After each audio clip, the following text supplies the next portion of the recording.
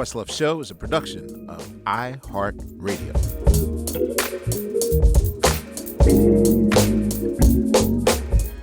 Ladies and gentlemen, I cannot lie to you and say that our guest today has had some sort of hand in luring my very band to a certain label called Geffen DGC. Oh, I've not said DGC in so long. It doesn't roll off the tongue like it used to. Even long before we met, as the co-founder of the legendary band Sonic Youth, our guest has crafted a movement for more than 4 decades, inspiring anyone worth their grain of salt of greatness. Name them. Nirvana, Smashing Pumpkins, Pixies, Pavement, Dinosaur Jr., Pearl Jam, Hole, Radiohead, Sugar Rios. I mean, the list goes on and on and on.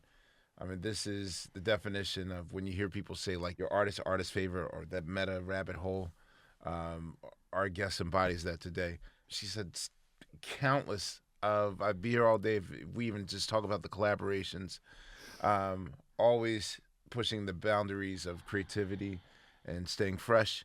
An architect, a patron saint of many movements, pioneer of the downtown scene. Are you embarrassed when we come with like way too many superlatives? Like, it brings do you just up, long for the day, like, ladies and gentlemen? It brings out the imposter syndrome for sure. I get it. But that's so sweet of you too. Author, painter, fashion icon, coolest bass player ever. Thank you, Kim Gordon, for coming to the Questlove Show. Appreciate it. How are you? Great to see you. All right. Well, that's what I want to start with, because I know that oftentimes there's the battle of the idea of you versus what you feel is the authentic you. So to break the ice, I always wanted to ask you this. Can you tell me 3 uncool things about you? Wow. 3 things that you think are uncool about you. Well, I guess mostly, like, I don't think I'm cool. Like, you know, I do battle, like, this kind of feeling of awkwardness to some extent, you know, unless I'm in a flow of working or doing something. You know, like, I have a basket of different socks Okay. that I wish I could just get rid of and start over. I don't know. You know what? Actually, it's funny you mentioned that. I kind of did that last week. I don't know why I decided to just have a sea change of all my T-shirts, my underwear, and my socks. I decided getting rid of whatever has collectively, like, just been there for the last decade and a half and just start over fresh. I don't know if that's my version of just getting a new haircut. Like, I'm going to change my underwear. Just start anew. What, actually, you know, it's weird. Okay. I probably met you in the most ideal way whatsoever. So when you walk in a room, do you feel sort of self-conscious because you know that there's an expected cool factor that we've tagged on you? Where, or do you just feel like you just blend in and no one knows that you've walked in? Yeah, I pretty much don't think anyone's going to know who I am. Okay, so am I allowed to say where we first met? Well, we were at a New Year's Eve party at Natasha. Right, that's right. Natasha's house. And it was so spot on cliche that I was like, yeah, of course, Kim Gordon just walks into a New Year's party inside of Natasha's house and, you know, is the coolest person in the room. Literally, like, 7 of us, like, just hushed down. And then I almost felt like our pressure was getting to you because I wanted to say something to you. But then I was like, no, she's probably in her head right now. So I didn't say it. But then eventually I did talk to you. But do you often feel that we're gawking, like, geeking out over you, or just... No, I mean, honestly, like, I think that's that's the last thing I think. Okay, gotcha. You know, and I'm kind of a shy person, so people maybe expect me to be different, and so they think I'm cool because Well, can I I'm ask not you? saying a lot. Can I ask you what's the best compliment you've ever received that you actually received it without like the Uh, imposter syndrome, like sort of ducking out? oh gosh, I don't know.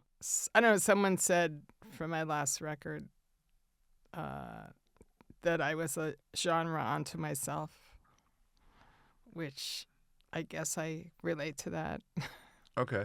because I don't really like to think in terms of music genres or anyway. Well, I was going to ask later when you create, are you sort of the moment? You don't know what's going to happen the second that you whatever you deemed your studio home base. Mhm. Do you know what's going to happen, or are you a person that has to like pre-plan it way ahead of time and then? No, I like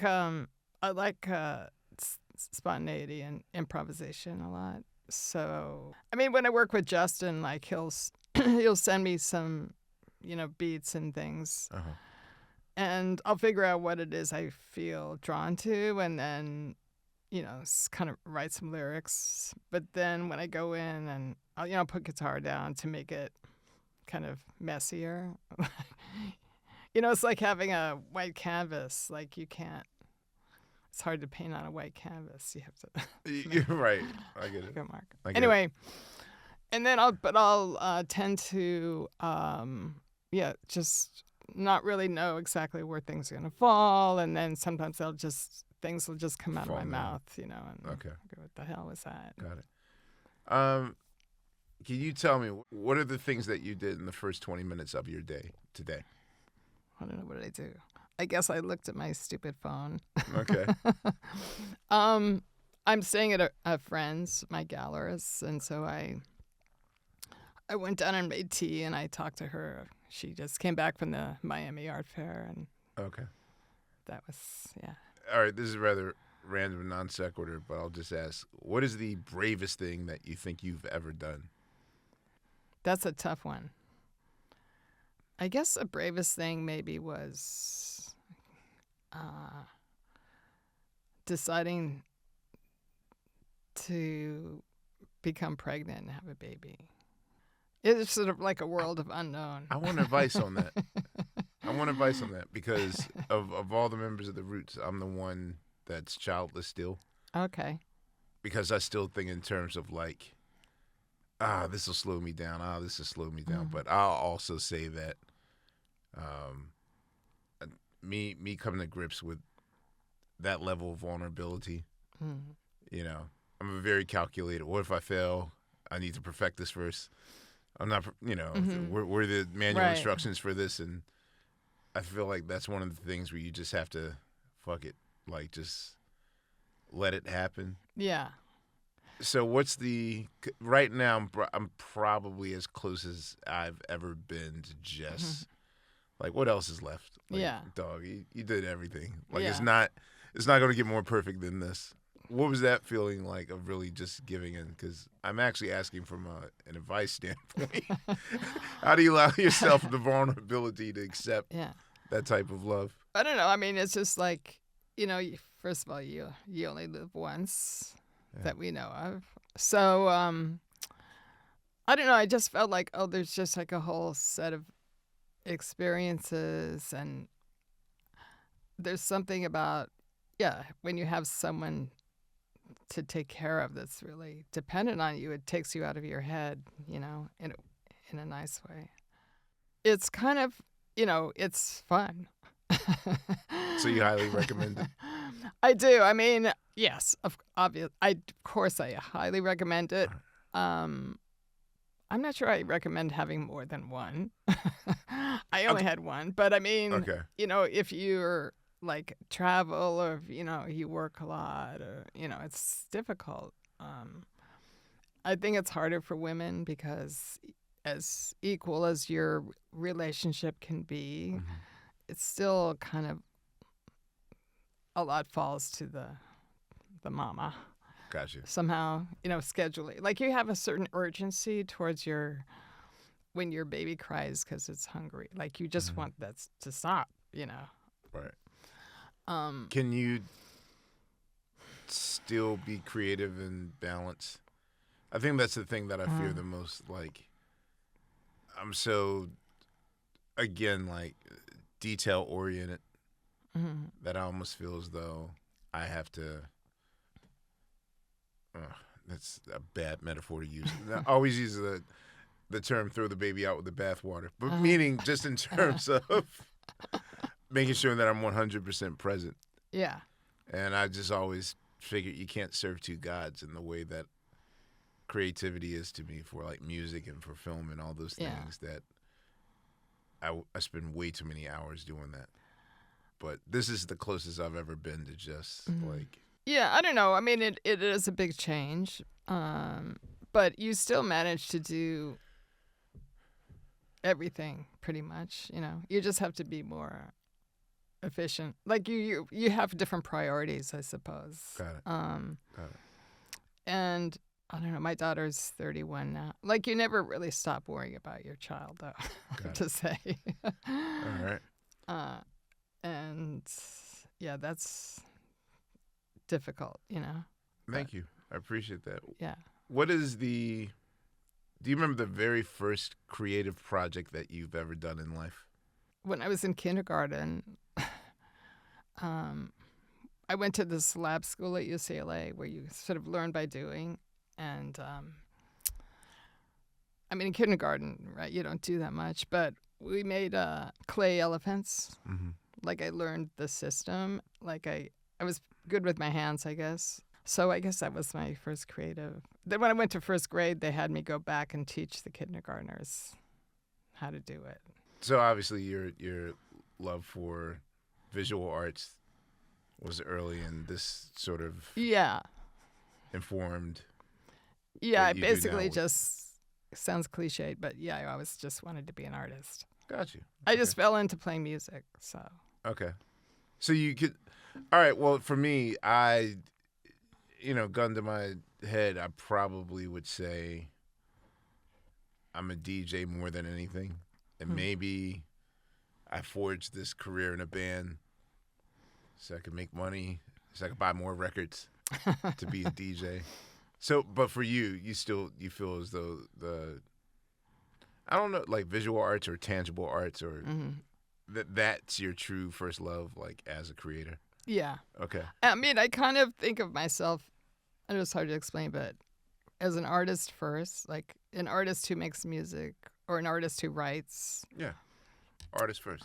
Yeah. Well, creative. Yeah. I don't think of myself as just, it's not exactly the same as just being a creative. It's just, I think spatially in a way. What's the transferable creative talent that you have that the world doesn't know about? Like, can you play basketball? Are you a gamer? What's your cooking skills like? I don't know. I am a good cook. Okay. I don't know. I think I have a good spatial sense. That's a talent. In terms of like feng shui and energy in a room and yeah, like I don't know, just like I think what I like about playing music in a way is like I was kind of wanted to be a dancer at one point in my life. I know it's just there's a lot of moving around on the stage, and like you have a sense of how you can bring something different to what would be an expected rock show or something by how you move and where you move and things like that. All right, so in your position in a band, in an iconic band, who's your North Star as a bass player? Who's in your mind that you're vicariously living through? Like I know, I see the Flea effect now with kids. Where like all of a sudden you have a bunch of these bouncy kind of. I'm like, okay, I know what you grew up on, but for you, who was your North Star? Well, I really liked the bass player of in DNA, this guy Tim Wright. Okay. I used to play in his socks, and he kind of used the guitar like the way he almost held it sideways, Okay. and he would turn Like it's a weapon. turn a lot. Yeah, Okay. I know, but I don't play bass so much anymore. Like I haven't played bass since the last Sonic Youth gig. Okay. But Was that also a but part of he you? was he definitely inspired me. Yeah. Gotcha. And Sid Vicious. Right. Of course. Of course. What are the first 3 records that you remember purchasing? Well, there's probably like a Beatles single of some Okay. kind, but I don't remember which one. Like I used to walk up to the record store. I lived in West LA, and ask it's the new single out. Okay. It's the new Beatles single out. So Beatles 45 would be one of them. Yeah, I had Okay. a Roy Orbison single, I think. Pretty Okay. Women. Yeah, I had a Rolling Stones record, Okay.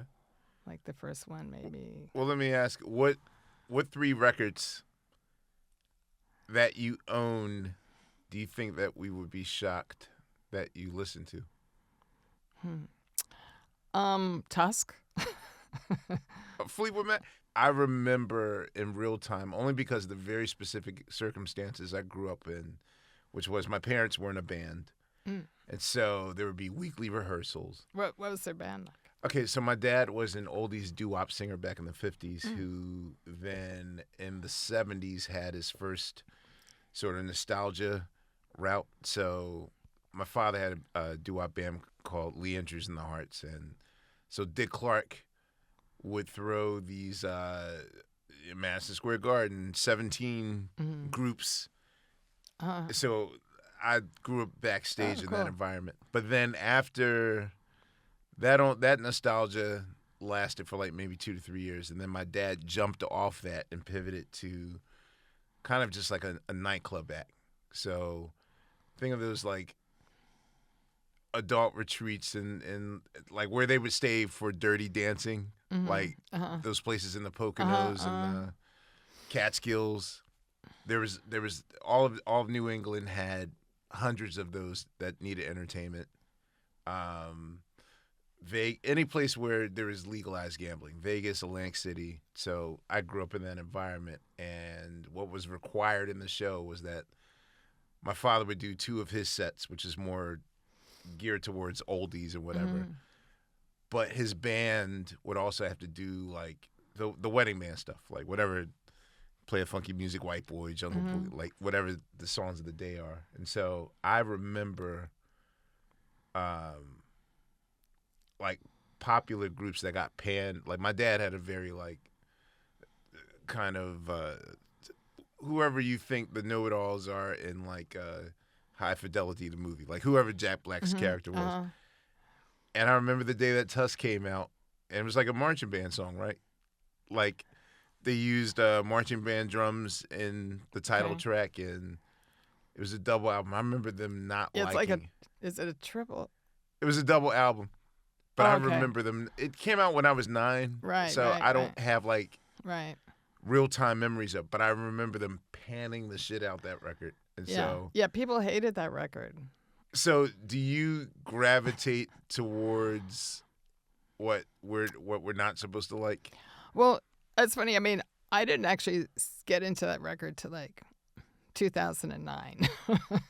But did you get into it because everyone else didn't like it? Well, I don't know. Like, it's funny. My friend Bill Nace, who I have this guitar improv duo with, I don't know whether he just found it in our shelf and he started playing it. We both just became obsessed with it and listened to it endlessly. And I have to say, it's like the worst cover art ever. Right. Which I think was On super purpose. expensive Right. and yeah, way over budget, the whole thing. But I don't know, it's something about that record. Yeah. I'm It reminds me I need to go home and play it. I haven't heard it in a while. no, for me, I think that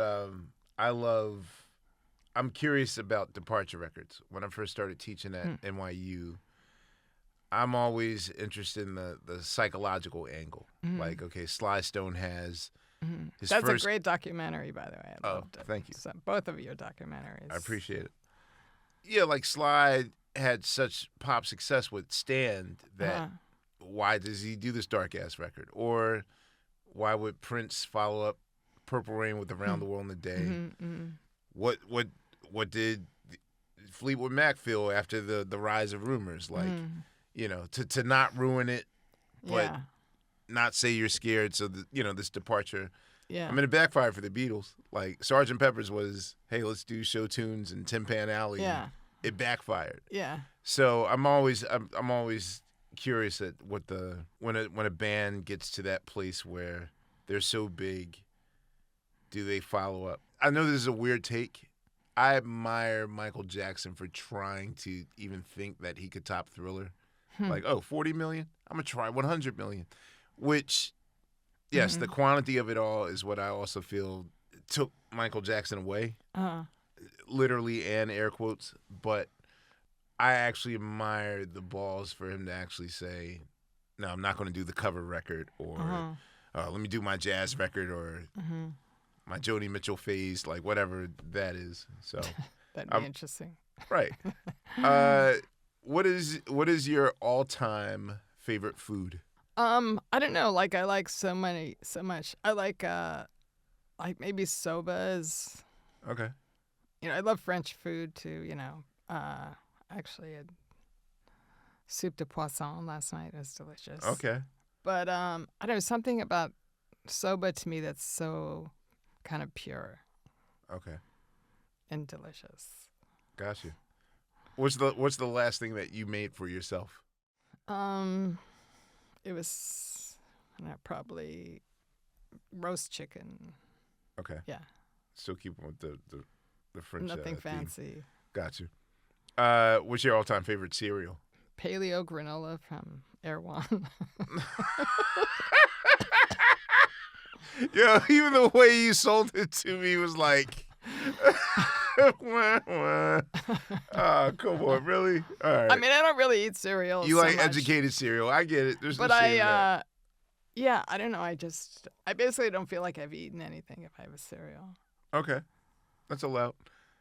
What TV show best describes your childhood? What TV show? Yeah. Oh, man. Or what TV show did you ever fantasize being a part of? Well, I loved Mr. Ed, the Okay. talking horse. That was your favorite? It was one of my favorites. Okay. Yeah. That and 77 Sunset Strip Okay. when I was older. Like, I remember. in fact, I would drive down Sunset trying to find the spot where the opening. they shot it. Yeah, the opening was. Yeah, yeah. Okay. Where's Kooky, or whatever his name was? Got it. Do you binge watch anything on television now? Like, have you adapted to streaming culture? Yes, I'm What's your favorite? binger. Well, I really enjoyed Line of Duty. Have you Okay, seen Line that? of Duty. It's a BBC cop show Okay. about police corruption.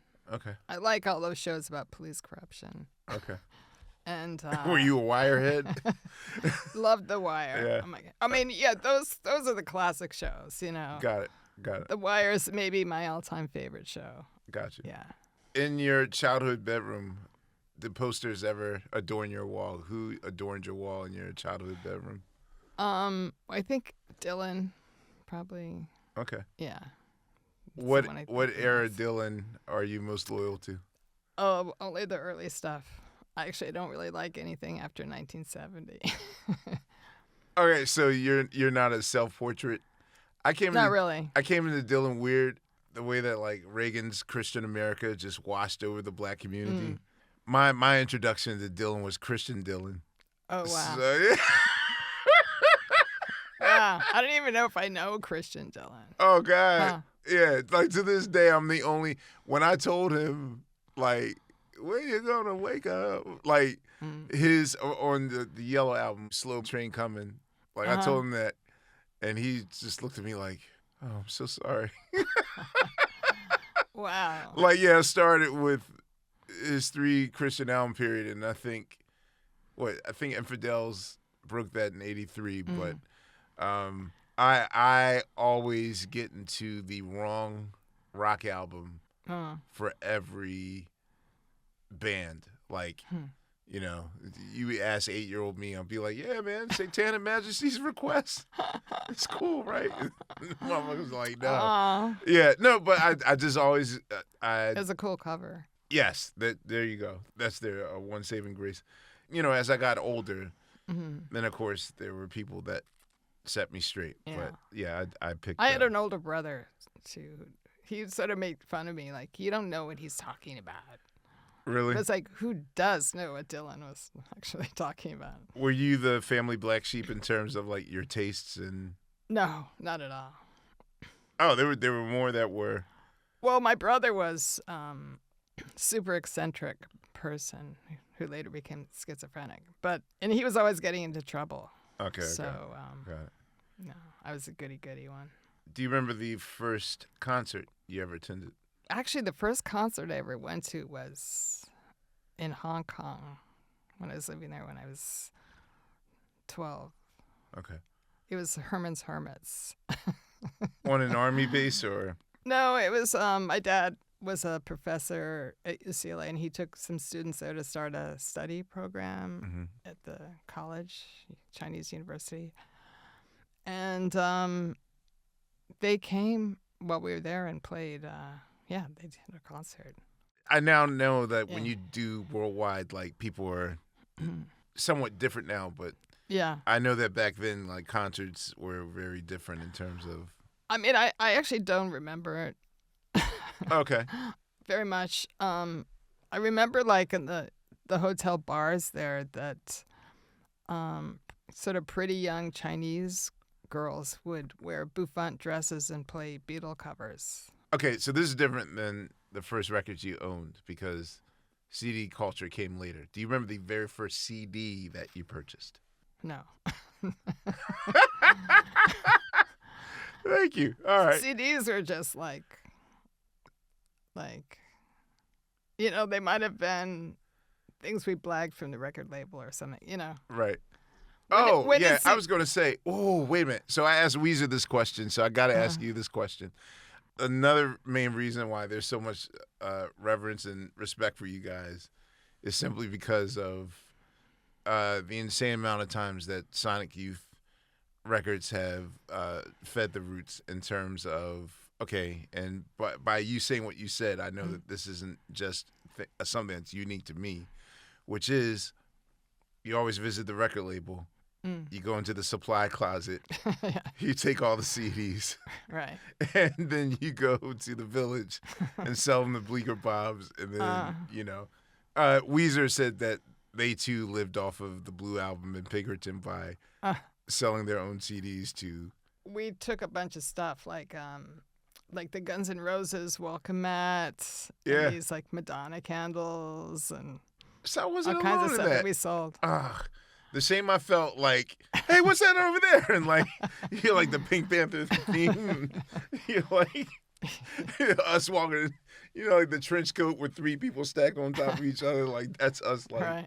taking shit out of the studio just to get money on Fridays. All right. Yeah, I'll say, yeah, Ecstasy, Sonic Youth, just. I can't believe that we influenced your decision to sign together. Well, you know what's weird? I had a manager so something happened like around 92, 93 where he realized that because of us being a band, that opened more doors than, like, there was no hip hop whatsoever really in Philly except for like Specialized. What about Schoolie D? Yeah, but he would have to play rap shows. And we got like, the last days of like Nirvana being the household secret, like they played JC Dobbs maybe a month before we played JC Dobbs. Okay. So I think that my manager figured out a way that by 93, 94, certain hip hop groups could sort of fit on the alternative stages. So like us doing Lollapalooza or anything with Jane's Addiction or anything with like just that first, like you guys were probably the only guys that we didn't open for, but pretty much a big part of our growing as a group. Number one, whenever Wu-Tang would mess up, we'd be the band that call, hey, the Wu-Tang Clan's not going to make it next week to da-da-da-da. Can you guys fill in? So that was like half of it. And then the other half would just be us being the open act. Like Cypress Hill and Public Enemy really had to play to pay almost a tiny credibility price. Because the rule was rap groups should only be rap shows only. And if you're not if you're opening for U2, if you're opening, you're selling out. Like, right. So those guys caught major flack.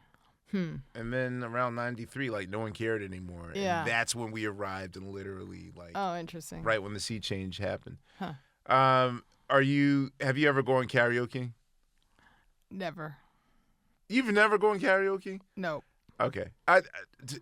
To be fair, I've only been twice in my life, and I think both times were in Japan. But I head scratch at people that love karaoke because it's like I tell them I perform for a living. So right.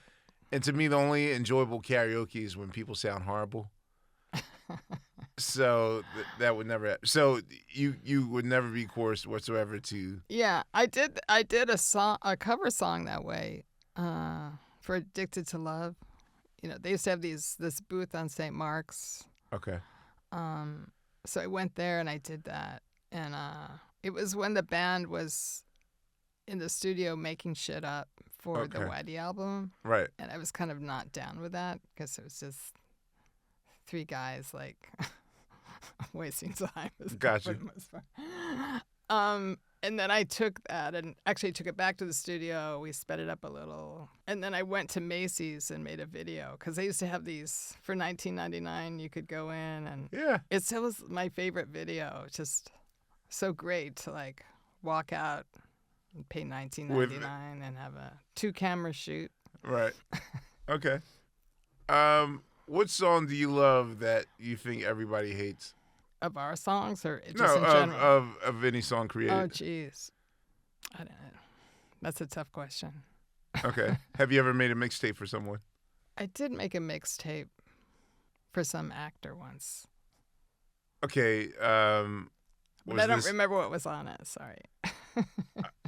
All right. If you were to make me a mixtape, what 3 songs would have to be on it? Having not really known me. Well, I guess I would put Brigitte Fontaine, Art Ensemble. I forget the name of the record, but have you ever heard it? Art Ensemble of Chicago? Or yeah. I might own it. They did an improv session together. Okay. I don't know. Noi, the Pink record. Okay. Can I ask, what song has the power to make you cry, no matter how many times you hear it, instantly? Cortez the Killer. What is it about it? Neil Young. I don't know. It's just like the melody. It's like what he hits us when. You know something? The Philadelphia song that Neil Young sings. I know people know The Streets of Philadelphia by Springsteen for that soundtrack. But when the credits go up, Neil Young has, I mean, you know, like he has a very heartbreaking sounding, like sensitive voice. But Neil Young singing his version of Philadelphia that has nothing to do with the Springsteen version. It's like one of the most heartbreaking. I'll have to check it out. One time I had to make a funeral mix, and I thought, let me put moody sad songs on there, and it came up, and I realized I overdid it. So like me running back to the iPod, like trying to turn something else on. I'm gonna ask you about the myth about the downtown scene. I feel like your downtown scene, your hashtag or quote downtown scene is what for me the neo soul scene was supposed to be, where I don't know if I owned it. I didn't completely disown it. But for you, what's one of the biggest myths of the downtown scene that you always hear that never happened?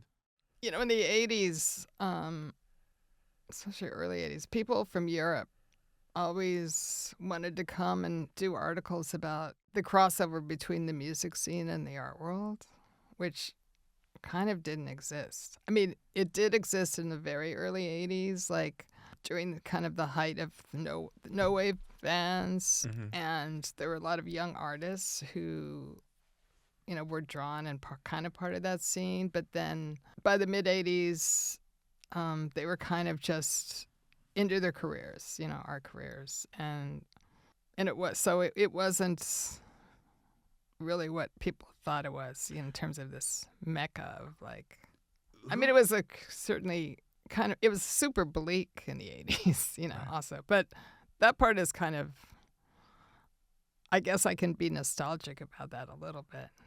Who coined the term no wave? And is that really truly, is it possible?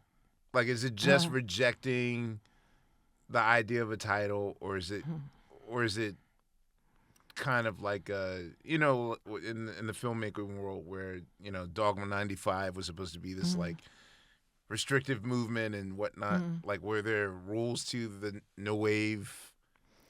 Not really. I mean, I think it was kind of nihilistic, actually. I mean, some people might disagree with me, but like when punk was supposed to be this movement that kind of, obviously different fractions, but that destroyed rock, which it didn't. Did it really truly ever happen? It was 3-chord rock and roll.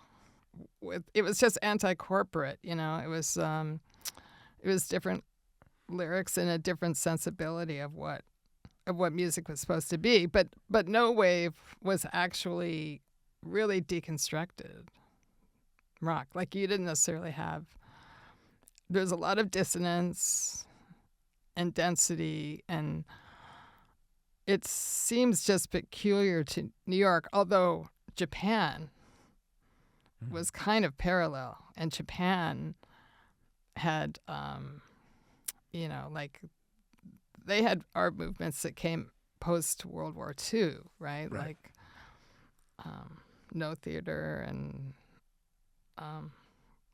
what's that really slow dance movement? I forget what it's called. Anyway, it was kind of a nihilistic attitude.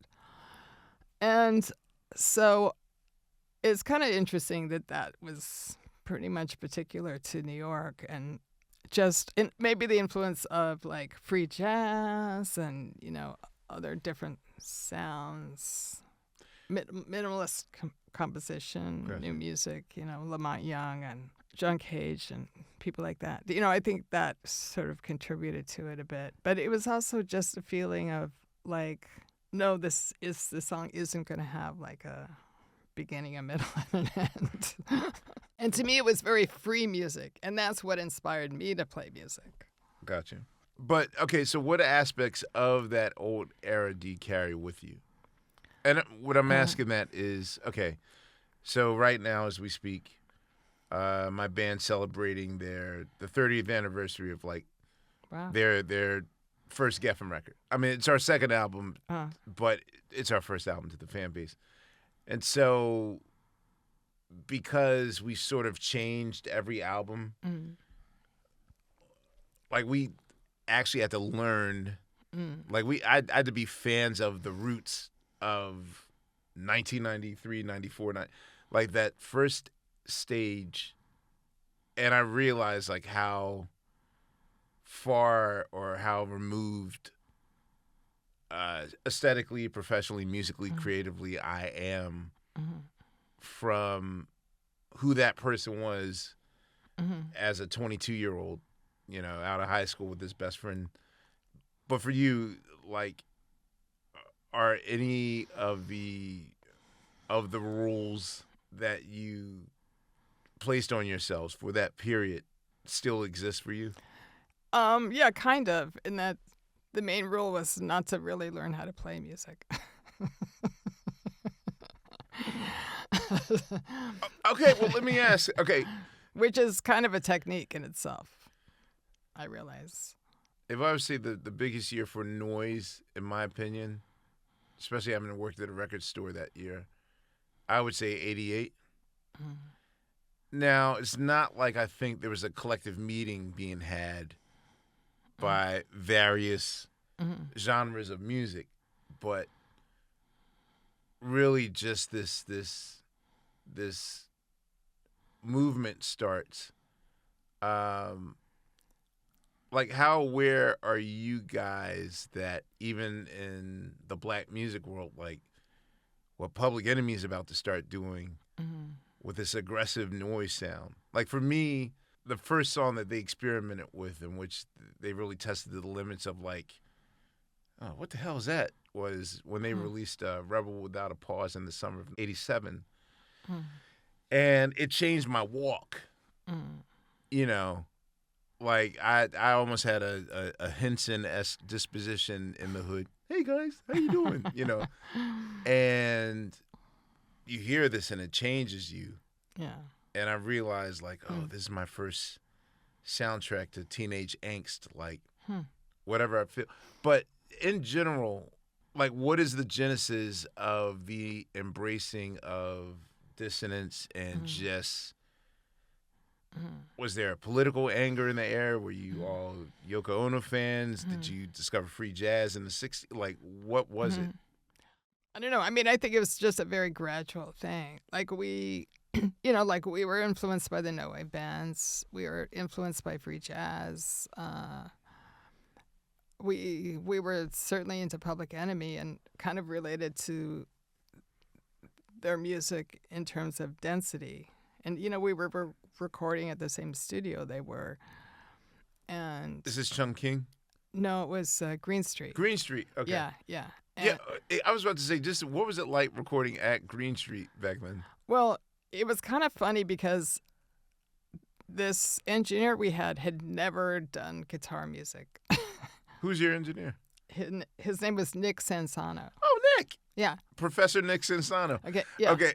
We were the first guitar band he ever recorded, and I don't know really what he thought, but it was basically, I think, he understood it in terms of layers, you know, of sound, just the way he would record with, you know, Public Enemy or, yeah. Professor Nick was one of the when I taught at NYU. He's one of the co-teachers. Also, like Nick Sansano did the Public Enemy records, like all the Bomb Squad stuff. Yeah. Sonic Youth, like all these New York institutional bands, and then Bob Power also taught there, and he's doing a Tribe Called Quest and De La Soul, and eventually D'Angelo, The Roots, and that stuff. And so, but Nick told me something mind-blowing about just his lack of experience as an engineer during that time period.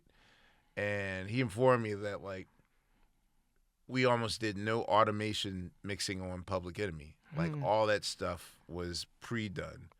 Wow. Which, if you know their music, you're like, well, this has to be a post thing. And it's like, no, we always did it pre-then. But for you in that time period, was it just not knowing there were rules, or just like purposely, like how many we shouldn't do that or can't do that conversations were had? I mean, not many, you know. Probably there were just discussions about, well, it shouldn't go into the red or too far or something. I'm not satisfied until it goes in the red. Yeah. I don't know. Like, I'm not sure. Like, he was just super, like, agreeable, you know? Got it. And, you know, we would try, you know, Lee would try things out that we knew wasn't going to end up on the record, but whatever, you know? Like, some of it did, you know? But yeah, I do recall, I think it was that studio where, yeah, there'd be a number of hands on the board during mixing, you know? Right. And then you're just figuring out. So at the time, are you saying that both bands were making, like you were making Daydream Nation and they were making they were in the Nation other Millions? room. They were in the newer room, you know, I think it was an automated board, actually. Right. Yeah, some kind of So did you We guys were like realize this that? old board. Did you realize that you had two Nation albums in common at the time when you were A making this little stuff? bit. I mean, that's where like we did Cool Thing, and I asked Chuck if he would come and do this. Like he did kind of the most cliche thing, Right. but it was perfect, you know. Okay. But I just also remember waiting for Flav, you know. Everyone would be waiting for Flav to come, and then for like days or something. And then eventually you'd hear like his floppy feet Right. going down the stairs. I always wanted to know when the Geffen Records deal happened. Like, was there ever a worry of like being on a major at the time? Like, Yeah. you guys being on there was the cool factor, which is like, Mm. oh, it's Geffen, it's cool because that's where they landed, so it can't be that bad. Yeah. But at the time, there was no, you guys had Donna Summer and Elton John. Yeah. I mean, there's, like friends of ours, like, or not friends, but peers. Husker Du had signed to a major, right? Right. And Replacements. And I don't know, I guess we figured, like, we were just always frustrated at our lack of distribution. So one reason why we did it, and we were just like, well, we've been together for 10 years, so if it doesn't work, fuck it, Okay. Yeah. And it was a struggle for sure. Okay, so one of the biggest misperceptions about my band, credibility was a major key factor for us. Critical acclaim, credibility. Yeah. There was also this sort of kind of a false narrative, which was basically that, oh, well, you guys don't care about success. Like, they were always like, yeah, I like you guys because, you do what you want to do, and the label supports what you want to do, and I wish I could make music like you guys do. And I'm like, well, it's not like we're Sun Ra.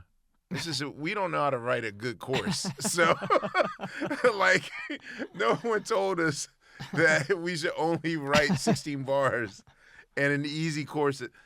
Like, so it's almost like I didn't know how to write accessible music. And so, but we basically got tagged with like, oh, well, we like you guys because you don't care about success. I'll ask you so in 88, 87, 88, what does making it look like to you? Is it this one job is all I need to do to live in this apartment and pay all these bills? Or were you fine with a life where, okay, I play in my band and sometimes, like the amount of people I've interviewed here and didn't know that, Millie Jackson's telling me that she would gig on the weekends, but then she used to work in the garment district and this is with like platinum records. Yeah. So for you, what does making it look like, especially when you're tagged with this credibility? Yeah. thing? I mean, I think, well, we kind of had part-time jobs, or at least one of us did. Right. Till I forget what record, maybe it was Sister. But the thing is that we were kind of smart in that we had a separate English label Okay. that we licensed to as well as a label here. So we would get licensing money from that. And I think, when we kind of somehow got a little more money each time to record at a better studio, which would be Green Street, I guess. And it just kind of, was such a gradual thing. When we did sign to Geffen, I guess we got, I don't know, like Goo was it was a tough record. Got you. Because, well, one thing, we did have some backlash. Like Steve Albini was like, you guys. I know. We didn't talk to Steve for a long time. I know.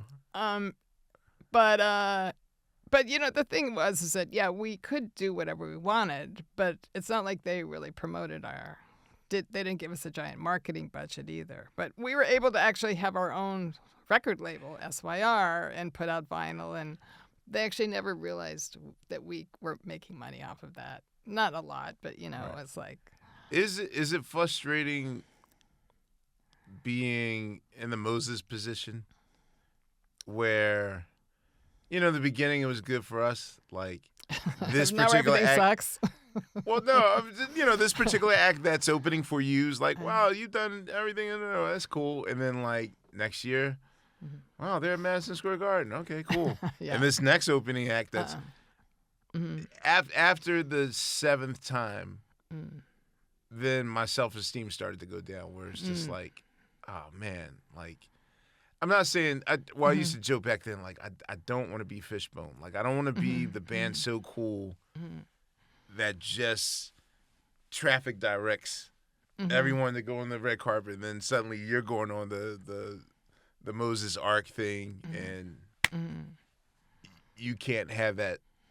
What we used to call a Bentley moment. My manager's like, yeah, you guys just never had a Bentley moment. Like you didn't fail, but you just in your Right. mind this idea of you slow motion in clubs and rap shit. We never had that. But for you guys, was it disappointing? Not saying disappointing that you didn't get that level of accolades, Right. but Like Nirvana or something. yeah, like to watch people that you influenced. Yeah. I mean, not really. I mean, Nirvana was such an anomaly. And also, I think our path had just been so, like, kind of slow and steady, and it allowed us to do other things that we wanted to do. And it's fame like that it's just a freaky thing. Gotcha. It really just brings up so much. So maybe other people in the band were more frustrated. I don't know. But it's kind of like, we had our niche and we kind of were able to have a living, and, I just feel now like I'm so pessimistic about the music industry and streaming, and it makes me not want to play music or make music. You want to take your ball and go home? I do. Oh, no. All right, well, can I? Okay, so the thing is, I'm, I feel like I'm working for Lucian Grange. Like I'm his employee. Weren't we always? Yeah, I guess so. Well, what this is leading to is, as a member of Rock and Roll Hall of Fame and whatnot, like in terms of making sure that these pioneering bands also get there, would that mean anything to you to this point to get that last? Like, does that mean anything? What, Rock and Roll Hall of Fame? Yeah. I don't know. It seems kind of meaningless in a certain way. Like it's sort of a popularity contest. Like it doesn't seem anymore to be about like people who had significant impact, or now it's just like, oh, they sold a lot of records. I know, but I'm just saying, like, and I know it's a weird question. Like, will you allow yourself to really enjoy getting the flowers, or just? I guess. I mean, when I was nominated for Grammys, I was even saying, I was kind of like, I hate the Grammys. It's just this music industry thing that I've never paid attention to my whole life, and I don't quite. It's nothing I like about the music, about music is the industry. But at the same time, I did feel it was kind of fun to be recognized, outside of my ghetto of whatever. Well, because I think what's happening now is that all that you influenced, or surely have you allowed yourself to see that the influence is real? And again, I'm asking you as a person, who 80% of the time an act comes up to me and says, "Oh my God, you changed our lives," and da da da da.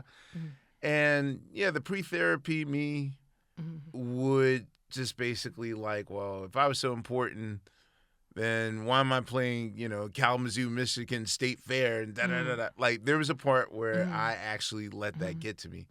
But then there's also a part where I realized that I might have aided in my own kind of sabotaging, even though I'm still going on the path to, I don't know where it is that I'm supposed to be going, but I'm just one day at a time. But you're gonna have a kid. that's the reward. Let me ask you these last few questions. So, how hard is it to embrace a new pivot once you've established yourself and sort of flag planet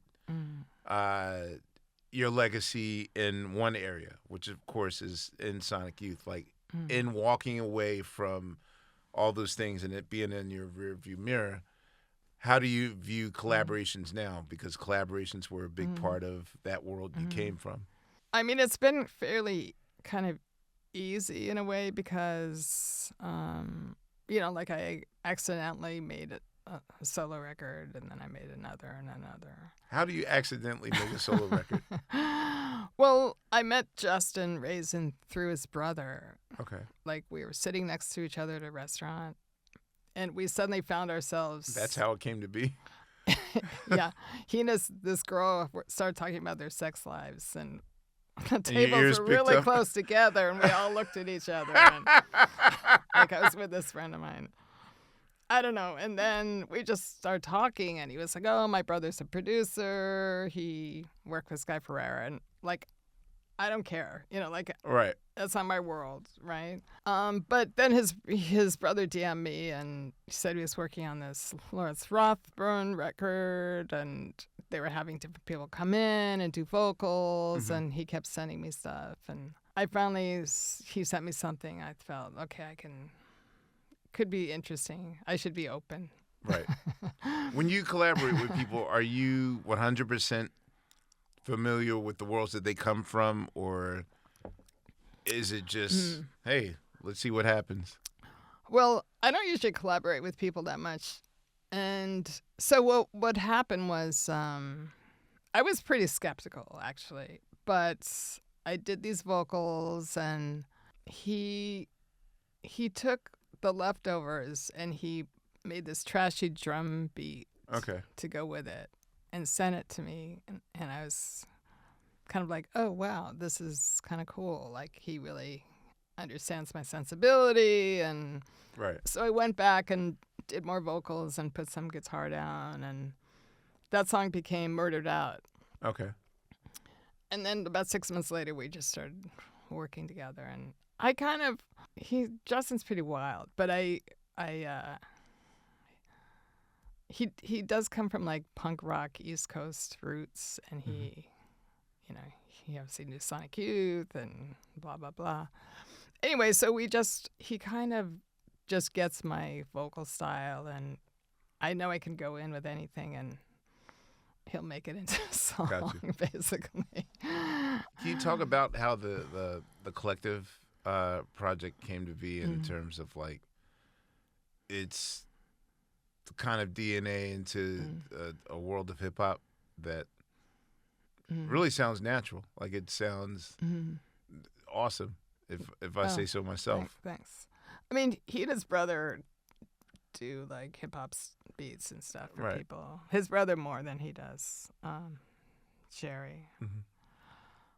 Was it hard to make the adjustment? I like working with beats because I'm not a natural singer, so I have a limited range, and so I get really inspired, and I use things like space and rhythm and just articulation, and that's. So I was happy, I was really happy to actually work the beats on it, and then I would add my dissonant stuff, which you don't really hear in hip hop so much. I know, right? Like when they turn to rock, it's like 3-chord, like power chords. Hip hop is supermarket music now. Yeah, but I guess now, like, people are listening to, like, shoegazing. Well, You know, are you really kind of sampling a lot of that. Funny. It's funny enough. are you all right, this I'm going to ask you the question that I hate when people ask me this question. You could pass if not. Is there anyone new that you listen to now? Like I hope that one day you and Tyler the Creator run across each other. Like if That's anything, interesting. He's always saying you sound a little like Tyler in this. yeah, I was gonna say like you and Tyler. I think that should be that's a project that Yeah. I can almost. Yeah. You guys should work with each other. I'm open to that. I mean, I'm always a little like skeptical of like, working with someone with a big name. You know, like I did something with Model Home. Do you know those guys? No. Experimental. Okay. Two guys. We made a single. Forget when we put it out. I love that now Tyler is a big name. It's a parallel universe, but his beginnings are very much like it's the downtown scene, like literally a collective, just the West Coast hip hop version of whatever you want to call it, the mumblecore movement, or right. his version of Dogma 95. Like, I believe that both of you have your roots almost in the same parallel universe. Yeah, Can you tell me how you got involved in the Chronology of Water project with Kristen Stewart? Yeah, just I knew Kristen a little bit, and she just came over, asked me if I would do this small part in her film, and explained what it was, sent me the script, and it just seemed fun. I mean, I like her a lot. I have immense respect for her, and she's turned out to be. She's very articulate about what she wants, and just super smart. How cathartic. Now I know that you've revisited your first memoir. Yes. Girl in a Band. Why did you find it necessary to update the story? I don't know, just the editor had the idea to put out 10-year anniversary Got it. of it, and so and asked if I'd write a new chapter. Got it. Yeah. How cathartic was the whole process of unloading what it felt like to be in that experience from your point of view? I like writing it. Sometimes I feel like it's the only way I know what I'm thinking is when I start writing. Got it. And stuff comes out. I'm like, who's that? Got it. In closing, I'll ask you, what's the one thing that you hope that your peers say about you? I don't know. That I'm funny. Okay. I mean, there's a lot of humor in, especially the new record, and Yeah. I think I see it. people think of me as like super serious. I feel like as I get older, I'm not as serious. Okay. That's part two. What's the one thing that? I mean, I'm serious, but you know what I mean. So is that? I was going to ask, what's the one thing that the press never says about you that you wish we knew about you? Is that you have a sense of humor? Yeah, I guess so. Okay. Wow. Well, I thank you for answering my crazy questions, and I thank you for everything that you represented. And I know that sometimes when you're in this position, you feel like no one's paying attention, or from one person that looked at a Moses figure that ushered in a movement. I just want to say thank you for that. Like, I was paying attention, and I appreciate your work and your artistry. Oh, thanks. I appreciate that. That makes me happy. The very cool Kim Gordon on the Questlove Show, and I'll see you guys on the next go-round. Mutual to you as well. Thank you. The Questlove Show is hosted by me, Amir Questlove Thompson. The executive producers are Sean G., Brian Calhoun, and me. Produced by Brittany Benjamin and Jake Payne. Produced for iHeart by Noel Brown. Edited by Alex Conroy. iHeart video support by Mark Canton. Logos, graphics, and animation by Nick Aloe. Additional support by Lance Coleman. Special thanks to Kathy Wrong. Special thanks to Sugar Steve Mandel. Please subscribe, rate, review, and share the Questlove Show wherever you stream your podcast. Make sure you follow us on socials. That's at QLS. Check out hundreds and hundreds of QLS episodes, including the Questlove Supreme shows and our podcast archives. Questlove Show is a production of iHeartRadio.